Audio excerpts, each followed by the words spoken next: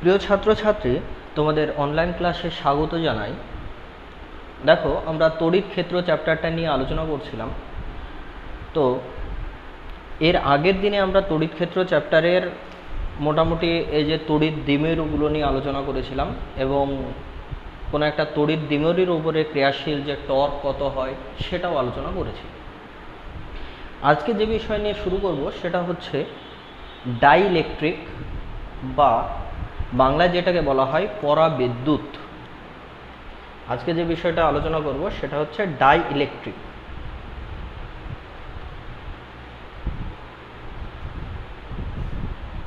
বা বাংলা যেটা হলো পরাবিদ্যুৎ। তাহলে ডাইইলেকট্রিক জিনিসটা কি সেটা আমাদের প্রথমে জানতে হবে। তাহলে ডাইইলেকট্রিক হলো এমন পদার্থ, অ্যাকচুয়ালি যেটা তোমরা অন্তরক নামে জানো, সেটাই হচ্ছে ডাইইলেকট্রিক। মানে কি, যে এই সমস্ত পদার্থগুলো কি করে, তড়িৎ পরিবহন করে না, বা এদের মধ্যে কোনো মুক্ত ইলেকট্রনও থাকে না। ওকে, তাহলে যে সমস্ত পদার্থের মধ্যে কোনো মুক্ত ইলেকট্রন থাকে না এবং যারা কোনো তড়িৎ পরিবহন করে না, তাদেরকেই অন্তরক বা ডাইইলেকট্রিক বলা হয়।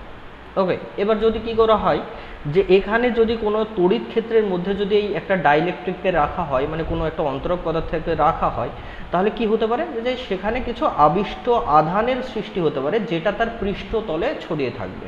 ওকে, কিন্তু একটা জিনিস মাথায় রাখতে হবে, যে এর মধ্যে দিয়ে কিন্তু কোনো তড়িৎ প্রবাহ হবে না।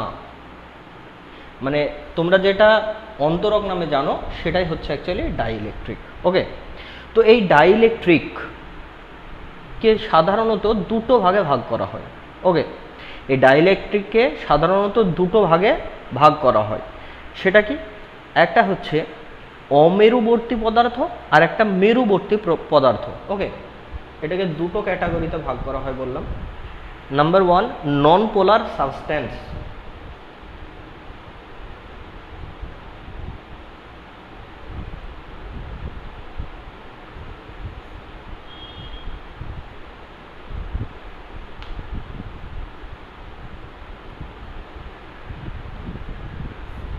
একটা হচ্ছে নন পোলার সাবস্ট্যান্স, যার বাংলা হলো অমেরুবর্তী পদার্থ, আর পোলার সাবস্ট্যান্স বা যেটার বাংলা হলো মেরুবর্তী পদার্থ।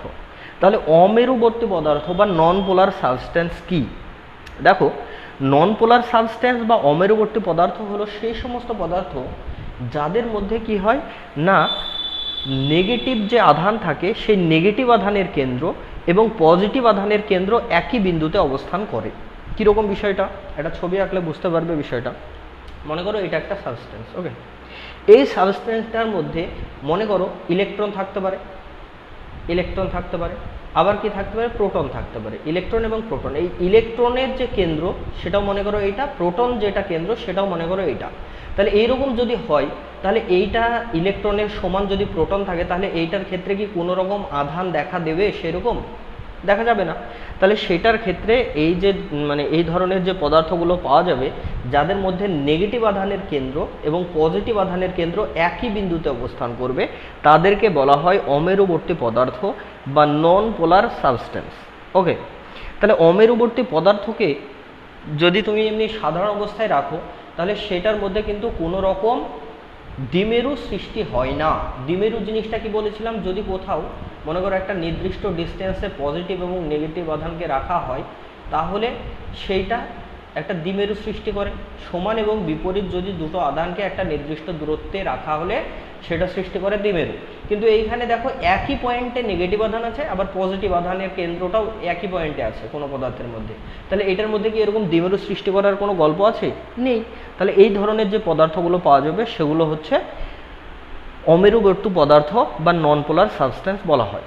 এবার ঘটনা হলো, এই অমেরুবর্তী পদার্থকে যদি কোনো একটা তড়িৎ ক্ষেত্রে রাখা হয়, তাহলে কি ঘটনা ঘটবে? তড়িৎ ক্ষেত্র মানে কি, মনে করো এরকম একটা ইউনিফর্ম তড়িৎ ক্ষেত্র আছে, যেটাকে আমরা ই দ্বারা প্রকাশ করছি। তাহলে তড়িৎ ক্ষেত্রে যদি রাখা হয় তখন কি ঘটনা ঘটবে? দেখো, যখন আমরা তড়িৎ ক্ষেত্রকে এইভাবে যখন প্রকাশ করি, তোমাদের মনে আছে নিশ্চয়ই যে পজিটিভ থেকে নেগেটিভের দিকে যায়। তাহলে এইটার ক্ষেত্রে তখন কি ঘটনা ঘটবে, যে এই পজিটিভ এবং নেগেটিভ আধানের যে কেন্দ্রটা একই বিন্দুতে ছিল সেইটার একই বিন্দুতে থাকবে না, তখন কি হবে, এদিকটা যেহেতু পজিটিভ, তার মানে নেগেটিভ আধানের কেন্দ্রটা এইদিকে কিছুটা সরে আসবে। নেগেটিভ আধানের যে কেন্দ্রটা সেটা কি করবে, কিছুটা এই দিকে সরে আসবে, আর পজিটিভ আধানের কেন্দ্রটা কিছুটা এই দিকে সরে আসবে। ফলে কি হবে, এর মধ্যে একটা দ্বিমেরুর মতো সিচুয়েশন দেখা দেবে। দেখো নেগেটিভ এখানে, পজিটিভ এখানে, একটা দূরত্বের সৃষ্টি হয়েছে এদের মধ্যে। তাহলে এটা সৃষ্টি করবে কি, তখন একটা দ্বিমেরু সৃষ্টি করবে। এই রকম যে সিচুয়েশন তৈরি হয়, যে দ্বিমেরুটা যেটা সৃষ্টি হচ্ছে, এই ধরনের দ্বিমেরুটাকে বলা হয় আবিষ্ঠ দ্বিমেরু। ওকে, আবিষ্ঠ দ্বিমেরু। ওকে, মনে থাকবে। এবার আরেক ধরনের পদার্থ আছে, সেটাকে বললাম আমরা কি, পোলার সাবস্ট্যান্স বা মেরুবর্তী পদার্থ। তাহলে পোলার সাবস্ট্যান্স বা মেরুবর্তী পদার্থের মধ্যে আমরা প্রথমেই বুঝতেই পারছি ইজিলি যে এই ধরনের যে পদার্থ থাকবে তার মধ্যে নেগেটিভ আধানের যে কেন্দ্র এবং পজিটিভ আধানের যে কেন্দ্র, সে দুটো কি করে, একটা নির্দিষ্ট সেপারেশনে থাকে। তাহলে সেপারেশনে যদি থাকে, তার মানে কি হচ্ছে, এরা অটোমেটিকলি আগে থেকেই একটা দ্বিমেরু গঠন করছে, ঠিক কি না? এদের মধ্যে একটা নেগেটিভ পজিটিভটা দুটো সাইডে সরে থাকলে কি করছে, এরা দ্বিমেরু গঠন করছে। ক্লিয়ার? আচ্ছা, এই দ্বিমেরু যখন গঠন করছে, এর উদাহরণ তোমরা ক্লাস 10-এ অলরেডি পড়েছো। যেমন দেখো, জলের গঠন যখন আমরা করেছিলাম এইভাবে লিখতাম OH, ঠিক আছে? তাহলে এই ও এর উপরে দেখো একটা ডেল্টা মাইনাস লিখতাম, আর এদের উপরে ডেল্টা প্লাস লিখতাম। তার মানে দেখো, এর নেগেটিভ আধানের যে কেন্দ্র এই দিকটা, পজিটিভ আধানের কেন্দ্র এই দিকটা, দুটো একটা সেপারেশনে আছে, একটা সেপারেট হয়ে আছে। তার মানে এইটা তখন একটা দ্বিমেরু গঠন করতো। তাহলে তেমনিভাবে পোলার যে সাবস্ট্যান্স, পোলার সাবস্ট্যান্সের ক্ষেত্রে কি অটোমেটিকভাবেই কি করবে, নেগেটিভ আধানের কেন্দ্র আর পজিটিভ আধানের কেন্দ্র দুটো সেপারেট অবস্থায় থাকে। তাহলে কোনো যদি একটা পোলার সাবস্ট্যান্স যদি থাকে, বা যেটাকে মেরুবর্তী পদার্থ যদি থাকে কোথাও, তাহলে মেরুবর্তী পদার্থ থাকলে সেটা কীরকম ঘটনা ঘটবে যখন সেটাকে একটা তড়িৎ ক্ষেত্রে রাখা হবে। দেখো, যদি মনে করো আমরা এরকম দ্বিমেরু পদার্থ এরকমভাবে র্যান্ডামলি ছড়িয়ে আছে, এরকমভাবে ছড়িয়ে আছে র্যান্ডামলি, মনে করো এদিকটা মনে করো, এটা মনে করো পজিটিভ, এটা মনে করো নেগেটিভ, এটা মনে করো পজিটিভ, এটা মনে করো নেগেটিভ, এটা মনে করো পজিটিভ, এটা মনে করো নেগেটিভ, এটা মনে করো পজিটিভ, এটা মনে করো নেগেটিভ। তার মানে দেখো, প্রত্যেকটাই আলাদা আলাদাভাবে যদি দেখি, প্রত্যেকটাই কিন্তু আলাদা আলাদাভাবে নেগেটিভ এবং পজিটিভের যে কেন্দ্রগুলো ছিল সেগুলো সেপারেট হয়ে আছে। কিন্তু এইটাকে যদি আবার একটা তড়িৎ ক্ষেত্রের মধ্যে রাখা হয়, মানে একটা সুষম তড়িৎ ক্ষেত্রে যদি রাখা হয় এটাকে, তাহলে তখন কি ঘটনা ঘটবে? তখন যে ঘটনা ঘটবে, আমরা কি বললাম, এই তড়িৎ ক্ষেত্রের এদিকটা কি হবে, পজিটিভ, এদিকটা কি হবে, নেগেটিভ। তখন যে ঘটনা ঘটবে, এইটাকে আমি তীরচিহ্ন দিয়ে বোঝাচ্ছি যে এরপরে কি ঘটনা ঘটবে।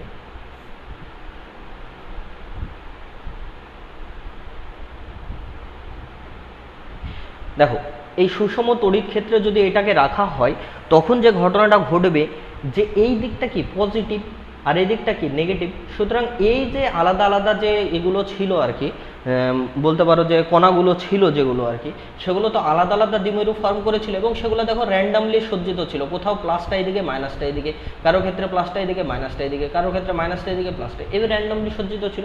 কিন্তু যখনই তাকে একটা সুষম তড়িৎ ক্ষেত্রে রাখবে, তখন আর ওইভাবে তারা সজ্জিত থাকবে না, তারা কি করবে, একটা ইউনিফর্মভাবে সজ্জিত হয়ে যাবে।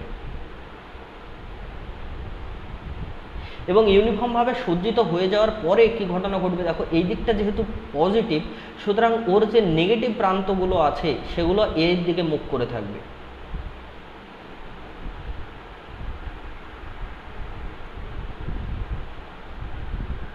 আর পজিটিভ প্রান্তগুলো দেখো নেগেটিভের দিকে মুখ করে থাকবে।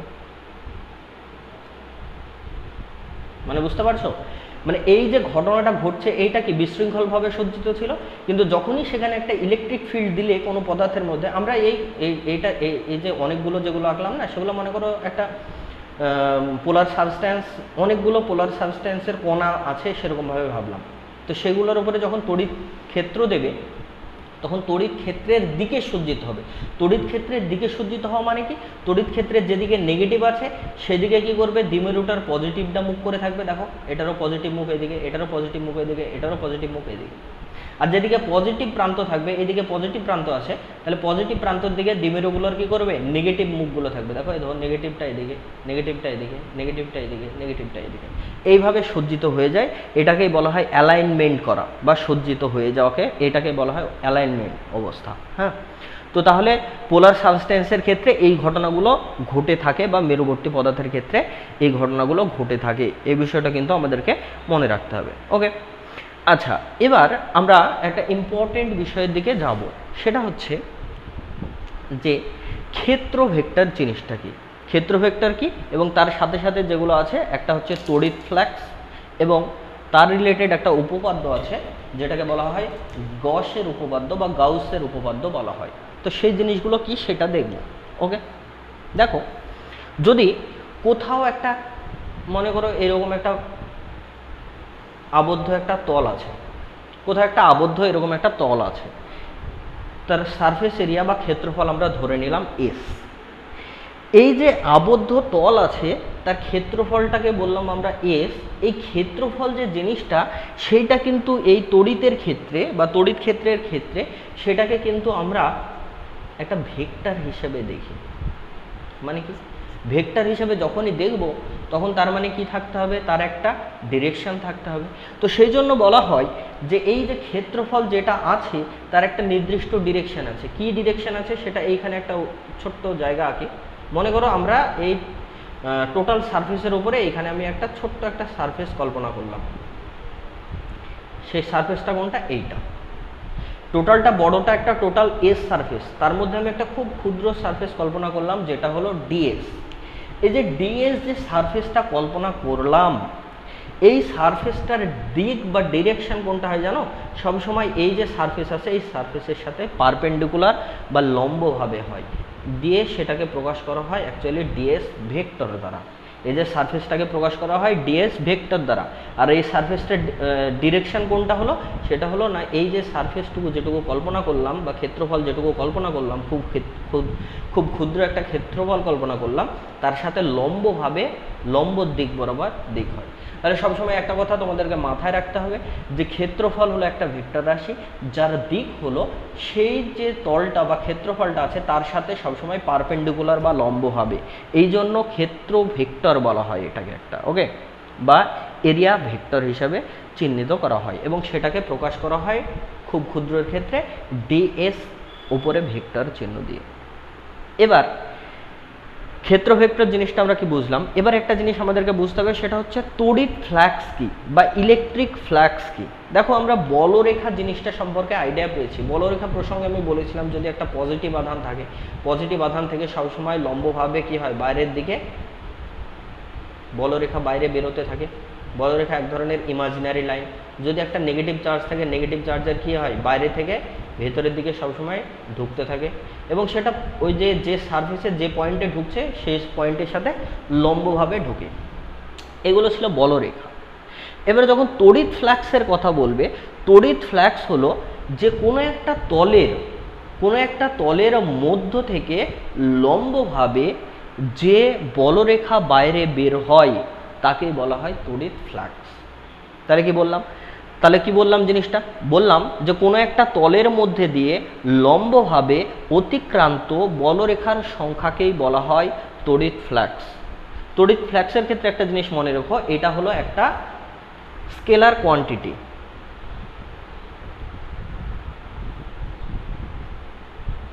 Electric flux is an scalar quantity.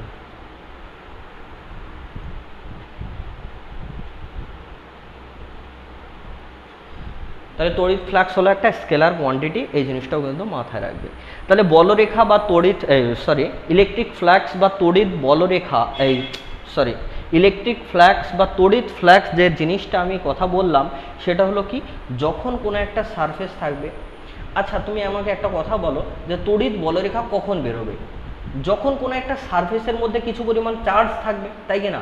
যদি এখানে এই যে সারফেসটার ভেতরে মনে করো একটা ফুটবল আছে, ফুটবলের ভেতরে তুমি কিউ পরিমাণ চার্জকে ঢুকিয়ে রেখে দেবে। তাহলে যখনই তুমি কিউ পরিমাণ চার্জকে ঢুকিয়ে রেখে দেবে তখন কি হবে, সেই কিউ চার্জ থেকে এইভাবে বলরেখা বাইরের দিকে বেরোতে থাকবে। যদি পজিটিভ চার্জ হয় তাহলে বাইরের দিকে বেরোবে, নেগেটিভ চার্জ হলে ভেতরের দিকে ঢুকবে। তাহলে যখন কোনো সারফেসের ভেতরে কোনো একটা পজিটিভ চার্জকে রাখলে তখন কি হয়, ওই পজিটিভ চার্জ থেকে কি হয়, বাইরের দিকে বলরেখা বেরোতে থাকে। আর এই বলরেখা যেগুলো লম্বভাবে ওই সারফেস থেকে বাইরে বেরোবে তাদেরকেই বলা হয় তড়িৎ ফ্লাক্স। ক্লিয়ার? তড়িৎ ফ্লাক্স জিনিসটা কি বুঝলে? আর তড়িৎ ফ্লাক্স কি বললাম? একটি স্কেলার কোয়ান্টিটি বা স্কেলার রাশি। ওকে, এবার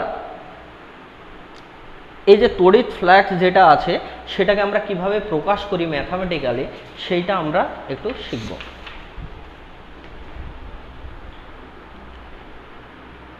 মনে করো একটা তড়িৎ প্রাবল্য বিশিষ্ট একটা সুষম তড়িৎ ক্ষেত্রে একটা এস সারফেস আছে। তাহলে আমরা এখানে একটা এস সারফেস আঁকলাম। এই যে সারফেস যেটা আঁকলাম তার ক্ষেত্রফল বা বাইরের যে পৃষ্ঠ আছে সেই পৃষ্ঠের ক্ষেত্রফল ধরে নিলাম আমরা এস। তাহলে এই যে এস ক্ষেত্রফলটা রেখেছি সেটা কি বলেছি না, এইখানে যে তড়িৎ ক্ষেত্র যেটা কাজ করছে এখানে সেটার মান কি বলে দিয়েছি আমরা আগে থেকে, যে এর ক্ষেত্র আর কি তড়িৎ ক্ষেত্র প্রাবল্যের মান হলো ই। এবার যদি আমরা একটা কাজ করি যে এই ক্ষেত্রফলের ওপরে খুব ক্ষুদ্র একটা সারফেস কল্পনা করলাম, যেমন মনে করো একটা ফুটবল আছে, ফুটবলটা কি হয় দেখবে যে একটা ফুটবল যখন থাকে ফুটবলের ওপরে এরকম এরকম ছোট ছোট ঘর করা থাকে না,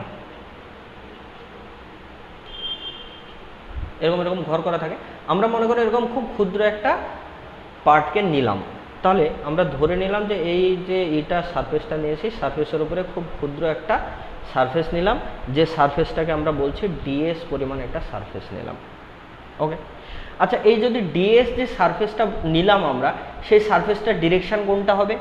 অলরেডি আমি বলে দিয়েছি ডিএস সারফেসের যে ডিরেকশন হয়, কারণ কি ডিএস একটা ভেক্টর রাশি বা ভেক্টর কোয়ান্টিটি, এর যে ডিরেকশন হবে সেটা হবে কি এই যে সারফেসটুকু নিয়েছি সেখান থেকে লম্বভাবে বাইরের দিকে, এটাকে আমরা ডিএস ভেক্টর দ্বারা প্রকাশ করি। ক্লিয়ার? এবার আমরা যে তড়িৎ ক্ষেত্রটা নিয়েছিলাম সেটা দেখছি যে এই দিক বরাবর কাজ করছে, তাহলে তড়িৎ ক্ষেত্রটা মনে করো এখান থেকে বাইরের দিক বরাবর কাজ করছে। কিভাবে কাজ করছে না, এইভাবে কাজ করছে, এই দিক বরাবর কাজ করছে আমাদের তড়িৎ ক্ষেত্র। আর ডিএস সারফেসের ডিরেকশন হলো এইটা, তার মানে এদের মধ্যে একটা অ্যাঙ্গেল করে আছে, সেই অ্যাঙ্গেল বা কোণটাকে আমরা ধরে নিলাম থিটা কোণ করে আছে। ওকে, তাহলে দেখো যে আমরা যদি বলি যে এই ডিএস সারফেস দিয়ে কি পরিমাণ তড়িৎ ফ্লাক্স বাইরে বেরোচ্ছে বা ইলেকট্রিক ফ্লাক্স বাইরের দিকে বেরো হচ্ছে, সেইটাকে প্রকাশ করা হয়, যেহেতু খুব ক্ষুদ্র সারফেস সেজন্য আমরা সেটাকে প্রকাশ করব ডি ফাই দিয়ে, ফ্লাক্সকে ফাই দ্বারা প্রকাশ করা হয়। ঠিক আছে, যেহেতু খুব ক্ষুদ্র সারফেস ডিএস দিয়ে কি পরিমাণ বেরোচ্ছে সেটা ক্যালকুলেশন করছি, সেই জন্য সেটা হয়ে যাবে কি ডি ফাই। তাহলে d phi is equals to কী হয় বলো তো, এই যে ইলেকট্রিক ফিল্ড যেটা বের হচ্ছে আছে আর কি, ফিল্ড ইন্টেন্সিটি যেটা আছে সেইটার কত কম্পোনেন্ট এই সারফেস বরাবর কাজ করছে সেটার মানই হলো অ্যাকচুয়ালি কি পরিমাণ ফ্লাক্স বেরোচ্ছে, সেটাকে তাহলে কি দ্বারা প্রকাশ করব ই ডট ডিএস। তার মানে কি এই যে ই এর কি পরিমাণ উপাংশ ডিএস এর দিকে আছে, ডিএসটা তো যেহেতু এই সারফেসের সাথে লম্ব বরাবর, তাহলে আমাদেরকে ভাবতে হবে, দেখো ফ্লাক্স মানেই কি বলেছি যে ওই সারফেস থেকে লম্বভাবে যে মনে করো বলরেখাগুলো বাইরে যায় সেটাই হলো সেখানকার ফ্লাক্স। তাহলে এখানে লম্ব দিক তো ডিএস এর দিক, তাহলে ডিএস সারফেস দিয়ে ডিএস এর দিকে মানে এই লম্ব দিকে যে পরিমাণ বলরেখা বেরোবে সেটা হবে কি এই ই এর কম্পোনেন্ট এই দিক বরাবর যেটা নেব দিয়ে এর সাথে ডট প্রোডাক্ট করব, তাহলে ই ডট ডিএস হয়ে যাবে সেটা। তাহলে এটাকে লেখা হয় কিভাবে, যখন ডট প্রোডাক্ট থাকে তখন সেটাকে যদি আমরা লিখি সেটা কি লিখি মড ই মড ডিএস এবং তাদের মধ্যে অ্যাঙ্গেলের জন্য কস থিটা আসে। ঠিক আছে, তাহলে সেটাকে কিভাবে লেখা হয় ই ডিএস কস থিটা আকারে লেখা হয়। তাহলে কোনো একটা ডিএস সারফেস দিয়ে কি পরিমাণ বলরেখা বাইরে বেরোচ্ছে সেটাকে লেখা হচ্ছে ই ডিএস কস থিটা দিয়ে। আচ্ছা তোমাদেরকে যদি বলি এই ডিএস না পুরো সারফেস দিয়ে কি পরিমাণ বলরেখা বাইরে বের হচ্ছে সেটা বের করো, তখন কি বলবে স্যার ডি ফাই না, সেটা তখন হয়ে যাবে কি ফাই। তাহলে ফাই যদি বলো তাহলে কি করতে হবে, সেটা ডি ফাই এর ইন্টিগ্রেশন করতে হবে পুরো সারফেস জুড়ে, তাহলে ইন্টিগ্রেশন পুরো সারফেস জুড়ে, সেজন্য এটাকে এইভাবে বলা হয়। তাহলে ডি ফাই, তাহলে এটাকে যদি লিখতে হয় তাহলে কি লিখবো close integral S E dot dS, কারণ কি এই তো d phi is equals to কি ই ডট ডিএস। তাহলে ই ডট ডিএস এর তো আবার মান আমরা অলরেডি বের করেছি, সেটা কি ই ডিএস কস থিটা। বুঝতে পারলে কি না? তাহলে এইটাই হয়ে গেল কি যে এই সমগ্র এস সারফেস দিয়ে কি পরিমাণ বলরেখা বাইরে বের হবে তার মান। ওকে, এবার ঘটনা হলো যে এই যে সারফেস যেটা আছে তার সাথে এই যে ইলেকট্রিক ফিল্ড মানে ইলেকট্রিক, দেখো এই যে তড়িৎ ক্ষেত্র যেটা আছে সেই তড়িৎ ক্ষেত্রের মধ্যে তো আমি কি করেছি, এই সারফেসটাকে বসিয়েছি। এবার এই সারফেসটার সাথে মানে এই সারফেসের ডিরেকশানের সাথে এই তড়িৎ ক্ষেত্রের কি মানে কতটুকু অ্যাঙ্গেল করেছে তার উপরে নির্ভর করে কিন্তু কি পরিমাণ ফ্লাক্স বেরোবে সেটাও ডিসাইড করা হয়। তাহলে এখানে আমরা দুটো কেস করব।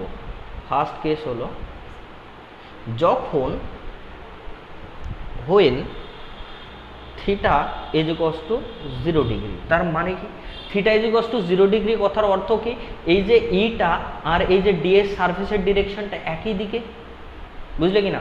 তার মানে তড়িৎ ক্ষেত্রটা কি কাজ করছে না সারফেসের সাথে লম্বভাবে সারফেসের যে ডিরেকশন সেই ডিরেকশন বরাবরই কাজ করছে।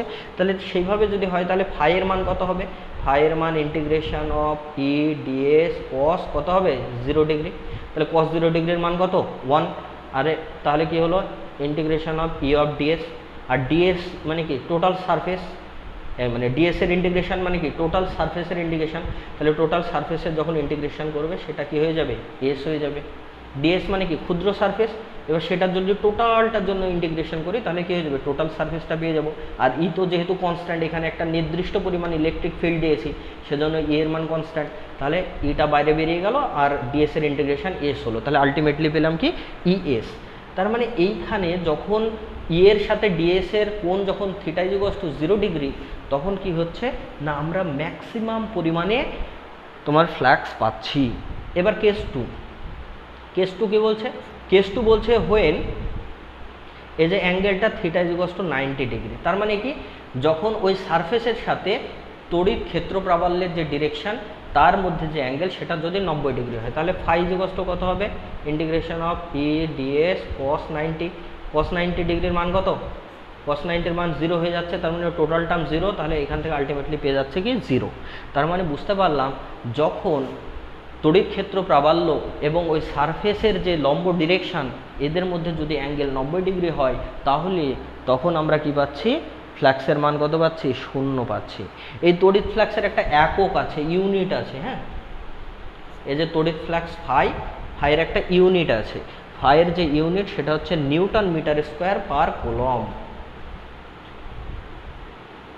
Newton metre square per coulomb, বা এটাকে volt per metre, volt into metre দ্বারাও প্রকাশ করা হয়। কিভাবে ট্রান্সফার করা হয় সেটা তোমরা একবার নিজেরা দেখে নিতে পারো। আচ্ছা এটার যদি মাত্রা বলি তাহলে এটার যদি মাত্রা বের করতে বলি মাত্রা কি করে বের করবে, মাত্রা কি করে বের করবে সেটা হচ্ছে কি হবে, এখানে দেখো ফাই, ফাইটা কি অ্যাকচুয়ালি তড়িৎ ক্ষেত্র প্রাবল্য ই আর এটা কি সারফেস, তার মানে হচ্ছে তড়িৎ প্রাবল্য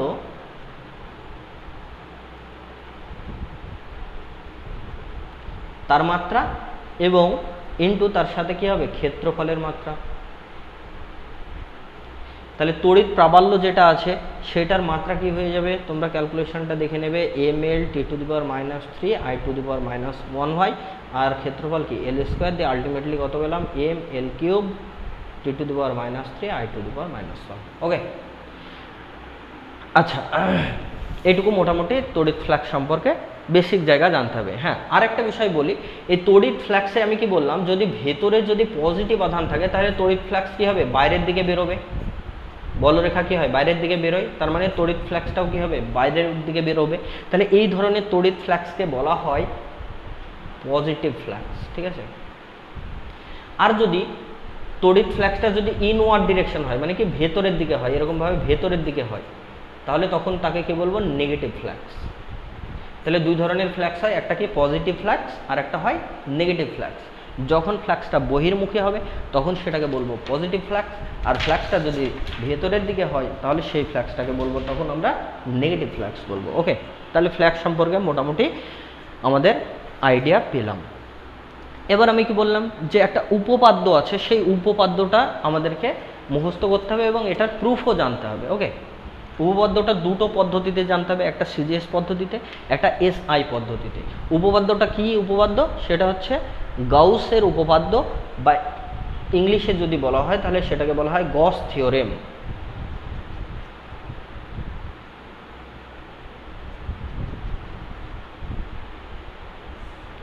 গস থিওরেম বা বাংলায় গাউসের উপপাদ্য। তাহলে গাউসের যে উপপাদ্য আছে সেই উপপাদ্যটাকে আমরা সিজিএস পদ্ধতিতেও বলতে পারি এবং এসআই পদ্ধতিতেও বলতে পারি। তাহলে সিজিএস পদ্ধতিতে কি বলছে? সিজিএস পদ্ধতিতে বলছে ধরো এখানে একটা বদ্ধ তল আছে, ওকে, এখানে একটা বদ্ধ তল আছে, বদ্ধ তলের মধ্যে মনে করো কিউ পরিমাণ আমি আধান রেখেছি বদ্ধ তলের মধ্যে। তাহলে কোনো একটা সারফেস, মনে করো একটা ফুটবলের ভেতরে আমি কিউ আধান দিয়ে দিয়েছি। তো গাউসের উপপাদ্য বলছে এই যে বদ্ধ তল, এই কোনো বদ্ধ তলের মধ্যে দিয়ে অতিক্রান্ত মোট ফ্লাক্স, এই বদ্ধ তলের মধ্যে দিয়ে যে পরিমাণ ফ্লাক্স বাইরের দিকে যাবে সেইটা বলছে যে সেইটার যে মান হয় সেটা 4π/k এর সাথে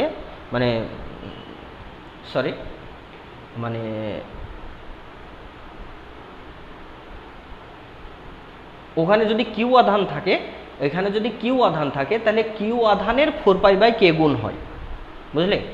তাহলে সিজিএস পদ্ধতিতে যেটা আছে গাউসের উপপাদ্যটা সেটা বলছে যদি ধরো কোনো একটা বদ্ধ তলের মধ্যে যদি কিউ পরিমাণ আধান থাকে তাহলে এই তল দিয়ে বাইরের দিকে যে পরিমাণ ফ্লাক্স বেরোবে সেই ফ্লাক্সটা কি হয় না 4π/k ইন্টু কিউ হয়, মানে কিউ যে আধান থাকে তার 4π/k গুণ হয়। কেটা কি? মাধ্যমে তড়িৎভেদ্যতা, এটা অলরেডি তোমরা জানো।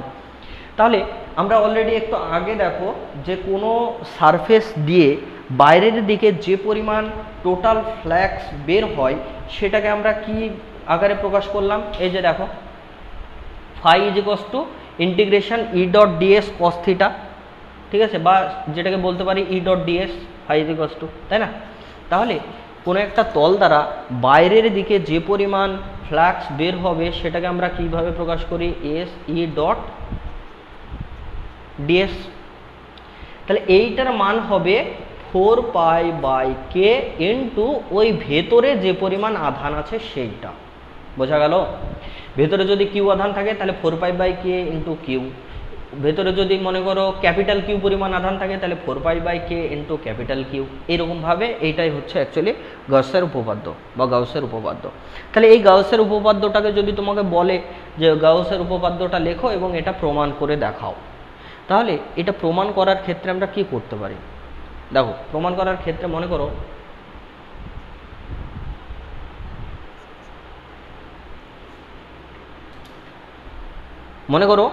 এখানে আমরা ওইরকম একটা সারফেস ধরে নিলাম,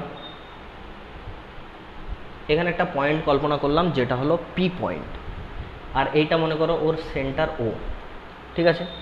তাহলে আমরা কি বললাম যে আমরা একটা তল কল্পনা করলাম, একটা টোটাল একটা সারফেস কল্পনা করলাম, সারফেসটার কেন্দ্রে আছে মনে করো ও বিন্দু, ঠিক আছে? ও বিন্দুতে মনে করো প্লাস কিউ পরিমাণ আধান আমার দেওয়া আছে। তাহলে এই প্লাস কিউ আধান দেওয়া আছে আর এই সারফেসের উপরে একটা পয়েন্ট আমরা ধরলাম, যে পয়েন্টটাকে আমরা প্রকাশ করলাম পি দ্বারা, এই পয়েন্টটাকে প্রকাশ করলাম, ওকে, ঠিক আছে? আচ্ছা, এই যে এর আগে যে যেমন সারফেস ধরছিলাম, তো এই পি পয়েন্টটা মনে করো এইখানে একটা ডিএস সারফেস ধরেছি, এই ডিএস সারফেসের মধ্যে আছে। এই পি পয়েন্টটা আছে কোথায় না ডিএস সারফেসের মধ্যে আছে। তাহলে এইখানে যদি কিউ আধান থাকে, এখানে এই পি যে পয়েন্টটা আছে সেই পয়েন্টে যদি তোমাকে বলি তড়িৎ ক্ষেত্র প্রাবল্যের মান কত, সঙ্গে সঙ্গে তুমি বলে দিতে পারবে না? দেখো, আমরা জানি যে এই প্লাস কিউ আধানের জন্য পি বিন্দুতে ক্ষেত্র প্রাবল্য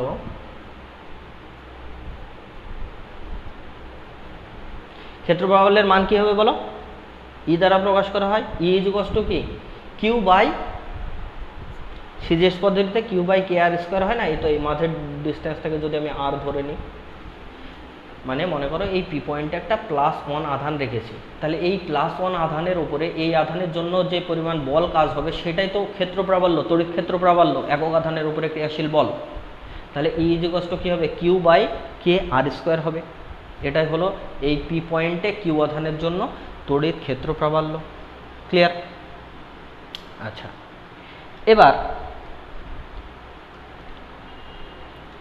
এবার এই যে তড়িৎ ক্ষেত্র প্রাবল্য যেটা কাজ করছে সেটা কোন পয়েন্টে কাজ করছে না পি পয়েন্টে কাজ করছে কিউ আধানের জন্য। তাহলে এইটার ডিরেকশন কোন দিকে হবে? এই দিকে হবে, ঠিক না? তাহলে তড়িৎ ক্ষেত্র প্রাবল্য যেটা আছে ই তার ডিরেকশন কোন দিকে, এই দিকে। আবার আমি কি বলেছি, এইখানে একটা সারফেস কল্পনা করেছি, এই এই এই পি বিন্দুকে কেন্দ্র করে একটা সারফেস কল্পনা করেছি। মনে করো এই সারফেসটার ডিরেকশন এই দিক বরাবর, যেটাকে ডিএস ভেক্টর দিয়ে প্রকাশ করেছি। তাহলে সারফেসের ডিরেকশন যদি এই দিক বরাবর হয়, সারফেসের ডিরেকশন মানে কি, এই সারফেসের সাথে লম্বভাবে যে তল ডিরেকশন থাকে সেটাই সারফেসের ডিরেকশন। তাহলে এই ডিএস সারফেস দিয়ে কি পরিমাণ ফ্লাক্স বাইরের দিকে যাবে সেটা যদি আমরা ক্যালকুলেশন করতে চাই, তার মানে কি ডিএস ক্ষেত্রফল দিয়ে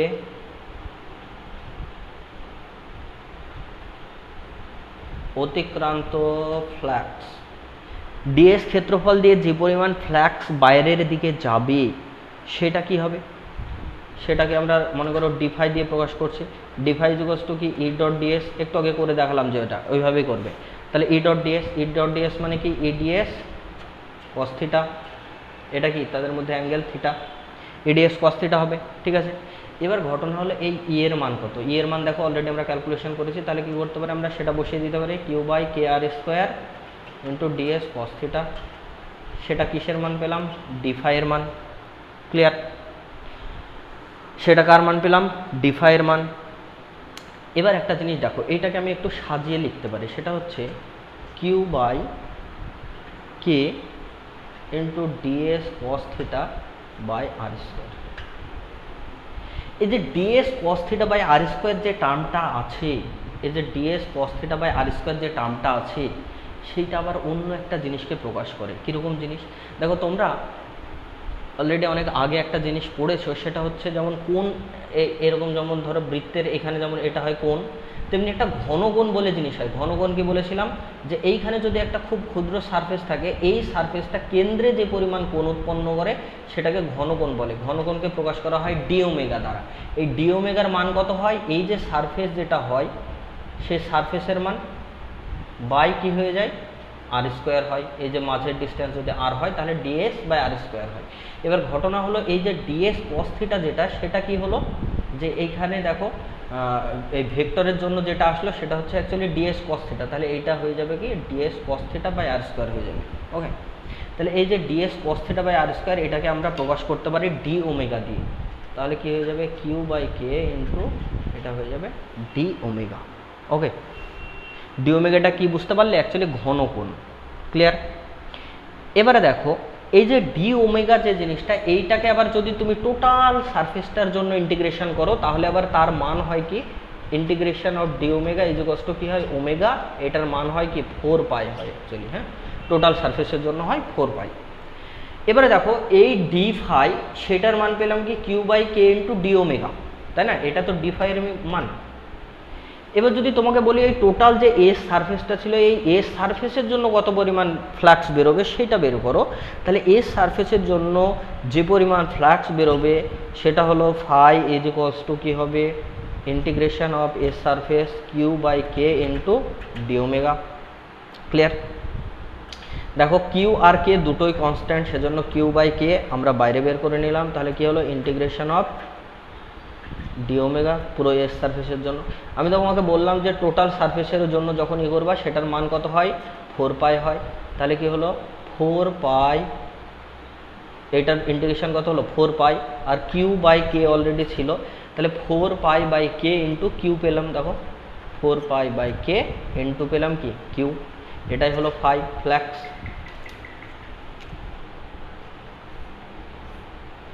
দেখো যখন আমি গসের উপপাদ্যটা বা গসের থিওরেমটা বললাম, সেটা কি বললাম, ই ডট ডিএস যেটা হয় সেটা হয় 4 pi by k into q হয়, সেটাই পেয়েছি। দেখো phi is equals to 4 pi by k into q, এটাই হচ্ছে গসের উপপাদ্যের প্রমাণ, এবং সেটা সিজিএস পদ্ধতিতে।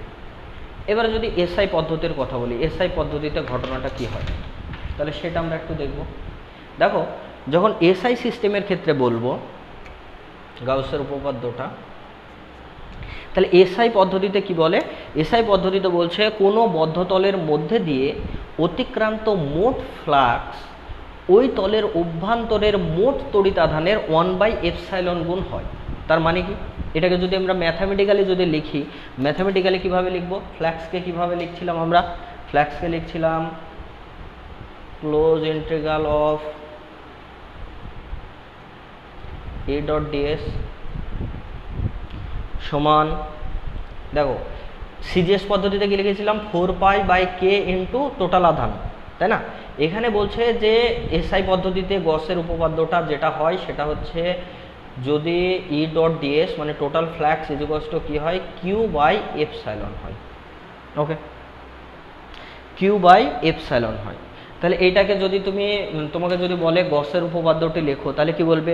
কোনো বদ্ধ তলের মধ্যে দিয়ে অতিক্রান্ত মোট তড়িৎ ফ্লাক্স ওই তলের অভ্যন্তরে অবস্থিত মোট তড়িৎ আধানের 1/এপসাইলন গুণ হয়।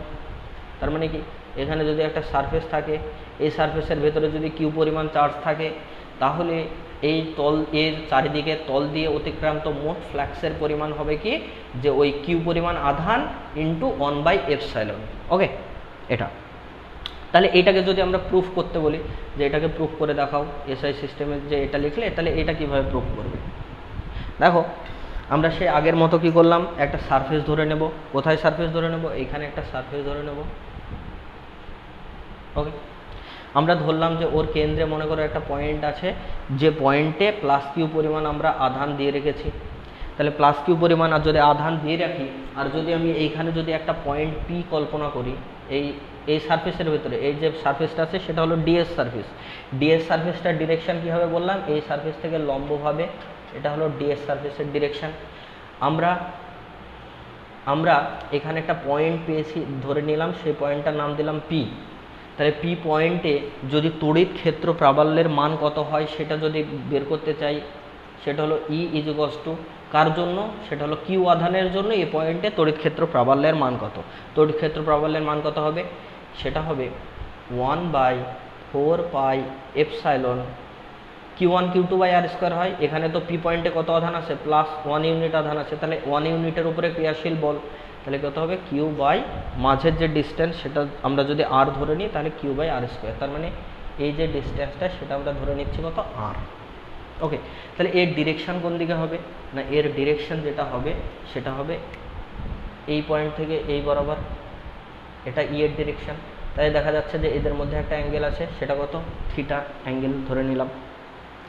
তাহলে এই অ্যাঙ্গেলটাকে যদি থিটা ধরে নিই, তাহলে আমি কি বললাম, যখনই আমরা ফ্ল্যাক্সের কথা বলবো, ফ্ল্যাক্সটা কি হবে? না, ফ্ল্যাক্সটা হবে এই ডিএস সারফেস দিয়ে কি পরিমাণ, এই ডিএস সারফেস দিয়ে কি পরিমাণ বলরেখা বাইরের দিকে যাচ্ছে। তাহলে কি পরিমাণ বলরেখা বাইরের দিকে যাচ্ছে সেটাকে যদি আমরা পেতে হয়, তাহলে আমরা কি বললাম, খুব ক্ষুদ্র সারফেসের জন্য আমরা বলরেখা যেটা পাই সেটাকে কি ধরি আমরা? ডিফাই। ডিফাই যে কষ্ট কি হয়? ই ডট ডিএস, ই ডট ডিএস। ই ডট ডিএস মানে কি, যখন ডট প্রোডাক্ট করবো সেটা কত হয়? EDS cos theta. EDS cos theta কেন হচ্ছে বুঝতে পারছো তো? দুটো ভেক্টর মাঝে ডট চিহ্ন আছে, ডট প্রোডাক্ট করে দাও, ভেক্টর ভেক্টর কাজে লাগছে, বুঝছো তো? ক্লাস 11-এর ইডিএস কস থিটা হলো। এবার ই এর মান অলরেডি আমরা বের করে রেখেছি, তাহলে ই এর মান যদি বসিয়ে দিয়ে 1/4π/এপসাইলন into q into DS cos theta by কি হয়ে গেল? r² হয়ে গেল। তাহলে 4π/এপসাইলন ইন্টু কিউ, আচ্ছা কিউটাকে এখানে লিখে দিলাম। তাহলে কত পেলাম আমরা? ডিএস কস থিটা বাই কি পেলাম? r² পেলাম। দেখো এ রাশিটা চিনতে পারছো? এ রাশিটা কি বললাম, যে এই যে এই তলের জন্য এইখানে উৎপন্ন কি ঘনকোণ, যেটাকে ডি ওমেগা দ্বারা প্রকাশ করা হয় বললাম। তাহলে কত হলো? Q/4π/এপসাইলন into d omega. Okay, d omega is কত হয়? DS cos theta by r² হয়। ওকে, তাহলে এটা ডি ওমেগা হলো। তাহলে ডি ফাই ইজ পেলাম কত? এইটা। ডি ফাইটা কি না, ওই ডিএস সারফেসের মধ্যে দিয়ে অতিক্রান্ত বাইরের দিকে যে পরিমাণ বলরেখা মানে ফ্লাক্স বের হচ্ছে সেইটা। এবার যদি তোমাকে বলা হয় যে এই যে টোটাল যে সারফেস আছে এই সারফেসের মধ্যে দিয়ে কী পরিমাণ ফ্লাক্স বাইরে বের হচ্ছে সেটা বের করো, তাহলে ফাই ইজ কী করবে? ইন্টিগ্রেশন অফ ডিফাই করবে, ঠিক কিনা? ইন্টিগ্রেশন অফ কী করবে? ডিফাই করবে। তাহলে ইন্টিগ্রেশন অফ ডিফাই যদি করতে হয় তার মানে কী করবে? ইন্টিগ্রেশন টোটাল সারফেসের জন্য ইন্টিগ্রেশন Q/4π/এপসাইলন ইন্টু ডি ওমেগা। দেখো কিউ বাই 4πε পুরোটাই ধ্রুবক রাশি, সেজন্য বাইরে বের করে দিলাম 4πε integration of s into d omega. তাহলে ডি ওমেগাটা যখন টোটাল সারফেসের জন্য ইন্টিগ্রেশন করা হয় তার মান কত হয় বলেছি আমি, 4π হয়। তাহলে কিউ বাই 4πε ইন্টু কী হয়ে যায়, 4π হয়ে যায়। দেখো এই 4π আর এই 4π যদি কাটা যায় তাহলে কি হয়ে গেল, কিউ বাই এপসাইলন। তাহলে ফাইয়ের মান কত পেলাম, কিউ বাই এপসাইলন পেলাম। দেখো অলরেডি আমি ডেফিনেশনে বলেছি যে কি পরিমাণ ফ্লাক্স বের হয়, ই ডট ডিএস সমান কত, কিউ বাই এপসাইলন হয়। তাহলে কি হয়ে গেল, আমাদের প্রমাণ হয়ে গেল। ওকে, ক্লিয়ার, প্রমাণটা হয়ে গেল। এবার যদি তোমাকে বলা থাকে যে ভেতরে একটা আধানের বদলে যদি অনেকগুলো আধান থাকে, একটা আধানের বদলে যদি অনেকগুলো আধান থাকে, তাহলে বাইরে কি পরিমাণ ফ্লাক্স বের হবে। সিম্পলি ভাবো, এখানে যদি কিউ আধান ছিল, কিউ আধান না থেকে মনে করো এরকমই একটা সারফেস আছে, এটা একটা সারফেস এরকম, এই সারফেসের ভিতরে Q1, Q2, Q3, Q4 এরকম অনেকগুলো আধান আছে। তাহলে বাইরে কি পরিমাণ ফ্লাক্স বেরোবে সেটা ক্যালকুলেশন করো। তাহলে বাইরে কি পরিমাণ ফ্লাক্স বেরোবে সেটা যদি আমাদেরকে ক্যালকুলেশন করতে বলে আমরা কি করব, টোটাল সারফেসের জন্য এ ডট ডিএস সমান কি করব,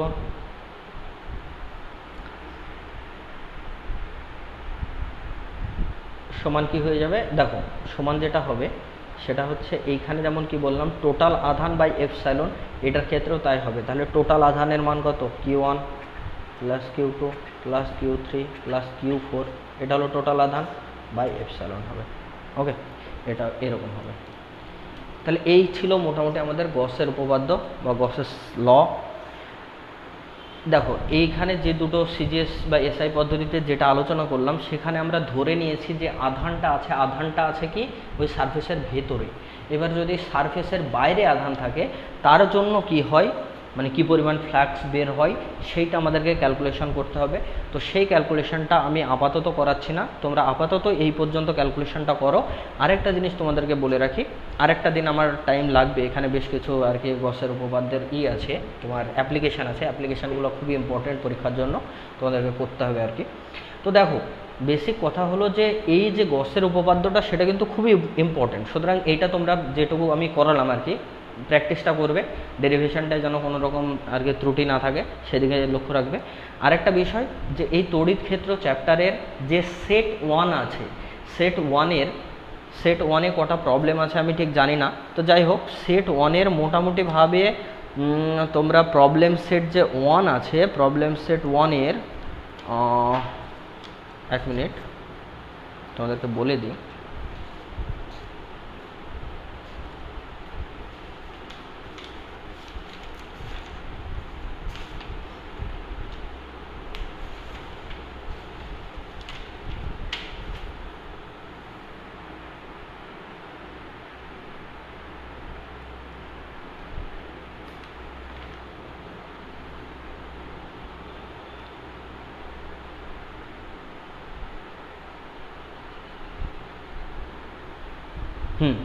যেটা বলছিলাম যে প্রবলেম সেট 1-এর তোমাদের যেটা হোমওয়ার্ক থাকবে,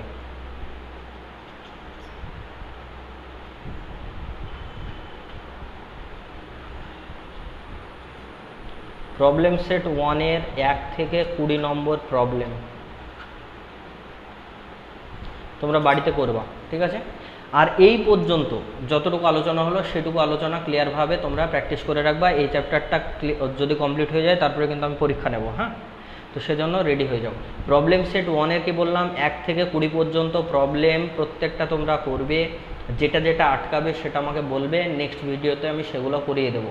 কিন্তু আমি যেন মানে দেখতে পাই যে প্রত্যেকে অ্যাটলিস্ট 14 থেকে 15টা প্রবলেম করেছো। ওকে, তাহলে কি কাজ থাকলো, প্রবলেম সেট 1 আর যতটা পড়ানো হলো ততটা, এবং সেই যতটা পড়ানো হয়েছে তার মধ্যে যতগুলো তোমাদের ম্যাথামেটিক্যাল প্রবলেম সলভ করে দেওয়া আছে সেই ম্যাথামেটিক্যাল প্রবলেমগুলোও কিন্তু তোমরা ক্যালকুলেশন করে রাখবে, হ্যাঁ, প্র্যাকটিস করে রাখবা। যাই হোক আপাতত এই পর্যন্ত, বাড়িতে ভালো করে পড়াশোনা করো, আর দেখি খুব তাড়াতাড়ি তোমাদের অফলাইনে ক্লাস শুরু হবে, হ্যাঁ।